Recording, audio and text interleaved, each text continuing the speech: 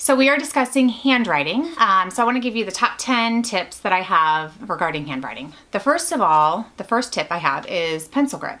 So if you notice, I'm using my thumb, my ring, and my pointer finger, and I'm going to put an equal weight on all three of them. The reason for this is because it helps a child have a little more control over their letters, and it helps them to use more of their fine motor versus their gross motor, which is their arms.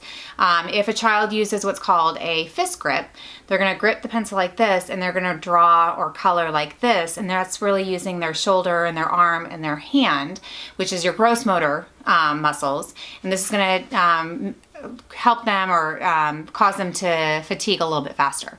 So the sooner we can teach kids to hold it in a proper pencil grip, the better. Now, obviously, our kids are still learning their fine motor skills, and so a lot of tips that you can use and techniques that you can use is get clothespins and some pom-poms and have them, grab a pom-pom and put it into a bucket or whatever, a little cup. Using pipe cleaners with little beads to have them kind of either make patterns or just lace the beads on there. Kinetic sand, Play-Doh, any of those things that are kind of helping them have that pincher grip is going to help with their fine motor. Next tip, sorry, I have hair on my face. The next tip I have is the pencil. I use golf pencils a lot. I don't really like the large pencils. I don't like the thick pencils because that leads to more of a fist grip.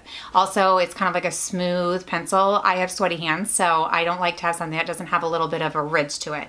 I found these at a convention I was at. They're called Right Size, and I like them because he does have different sizes for, different age groups, but also I feel like the lead is a little bit darker. So if you've ever had one of those students that kind of presses really hard, one of the reasons is because they have weak fine and gross motor. But another reason is just because they like to see that, like the impact of the ink. So this one I feel like has a little bit darker of an ink, which is better. This is really uncomfortable for my teachers. I tell them to break their crayons. If you notice, if I have a stub of a crayon, it's almost impossible for them to fist grip it. So they're almost forced to make that pincher grip. So the more you can break your pencils, if you think about it, if you break all your crayons in half or into thirds, you actually get like 3 or 2 for the price of 1. So you might as well break them up and be able to use them over and over. Another tip of mine is focus on accuracy and not legibility and size. If we think back to the gross motor strength, if a child is using a fist or if they're just starting to write, they're more likely to write with their arm versus their finger, or their hand. So it's more typical for them to write big, and that's fine. I would much rather see a child write a big old A, but I know they're writing it accurately, and then for them to write really small. I have a lot of my colleagues that ask me, do I use line paper? Do I use, dotted lines? Do I use just plain paper? The answer is kind of a little of all of it. With the 3 and 4-year-olds, we do like to, present handwriting and writing exposure with just paper. I want them to just have a free template of, nothing on it. They can just kind of do their thing. I personally use colored lines. So I use a green line, a dotted line, and a red line at first when I'm teaching handwriting, even if it's reintroducing handwriting to a 2nd or 3rd grader. Again, it's talking about that the multi-sensory skills or whatnot. And so like the green means go, the red means stop. So then instead of saying top to bottom, which I do, I can also say start at the green line, straight line down to the red line. So I like that kind of visual of the green and the red. So I use that as well. I like using the dotted line when I'm working on spatial awareness with my kiddos. I like to use the dotted line as almost like a bush.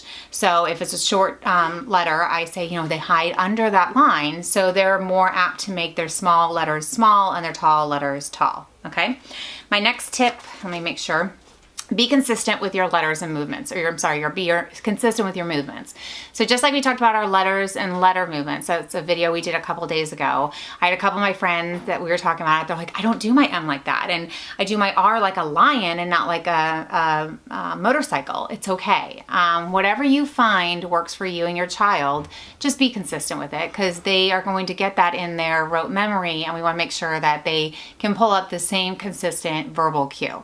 So for example, if if for the M you just say straight line, hump, and hump, that's fine. If you say straight line, come up and make a hump, come up and make a hump, that's fine as well, as long as you're consistent. Just make sure whatever verbal cues you're using match what they're actually doing with the letters, okay? My next tip is, I've been asked what sequence do I teach handwriting in. I find that it's easier to keep them kind of in like a handwriting family. So I teach the C, the O, the A, the G, and the D at the same time because they all start at 2 o'clock. So the C is really easy because they always kind of start at 2 and they go around and they stop.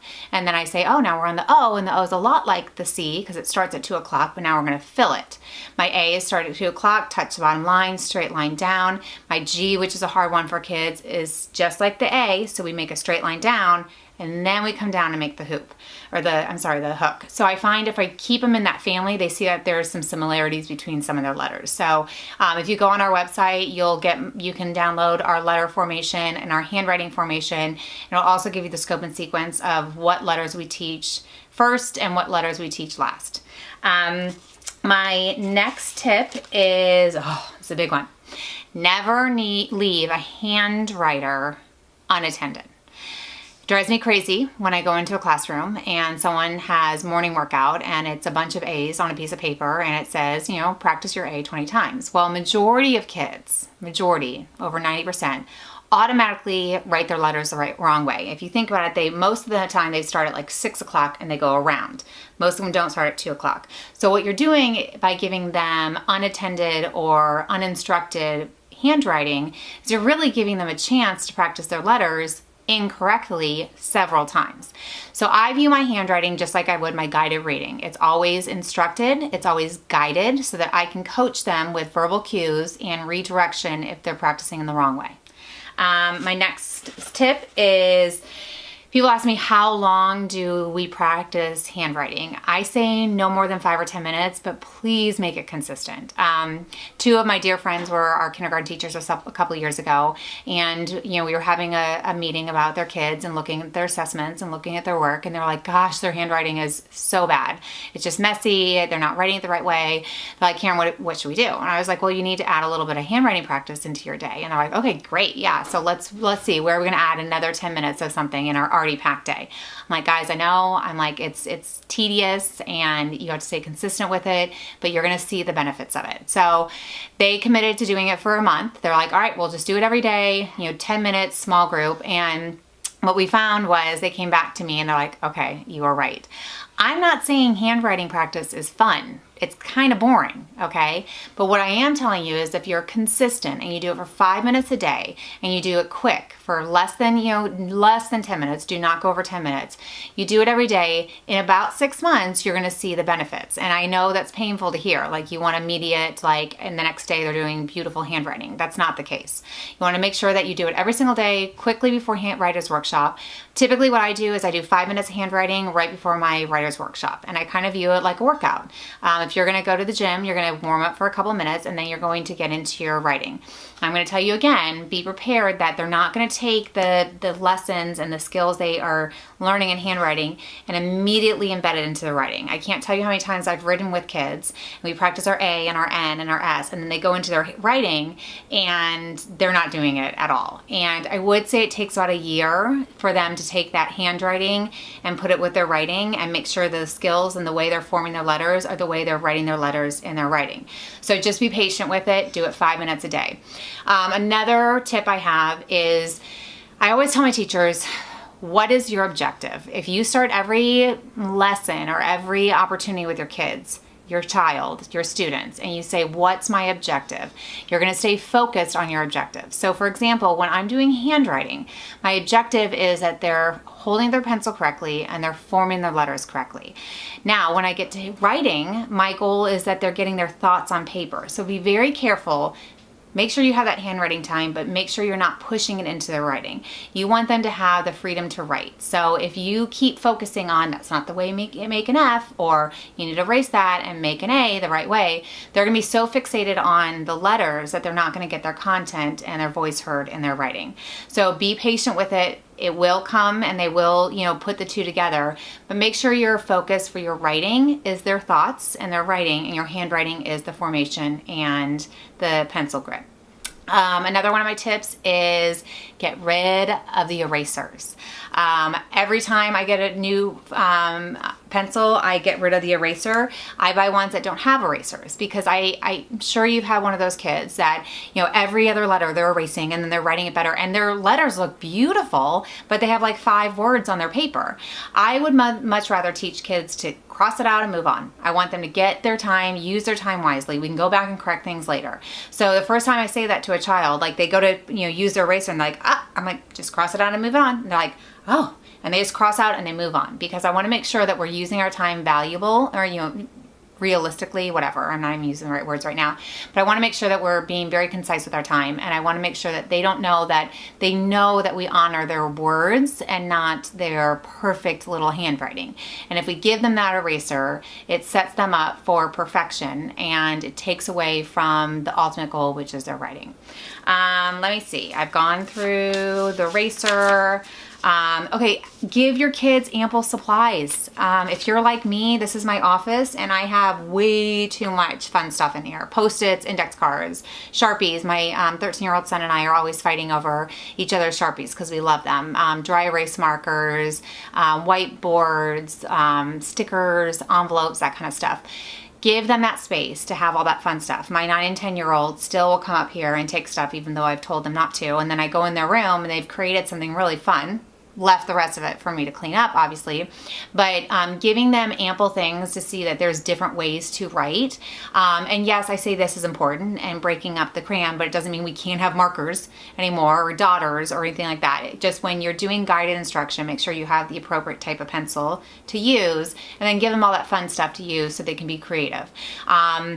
If you find that they're not using the writing stuff, a quick trip to Target in the dollar section and get them some new stickers does wonders. It gets them all excited again. So give them ample supplies.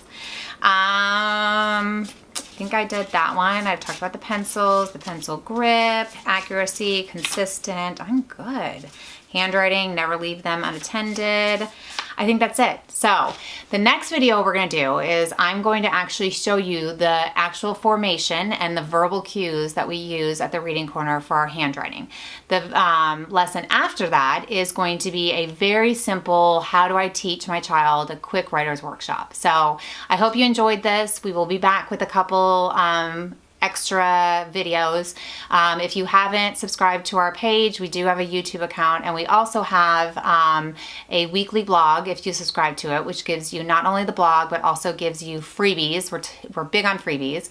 So a lot of the things that you're seeing, the handwriting paper, or, you know, flip and reads, or handwriting paper and stuff like that, we want to make sure that we make that accessible to you. So a lot of that stuff is found free. So subscribe to our page and visit our website at www.thereadingcorner.org. See you soon.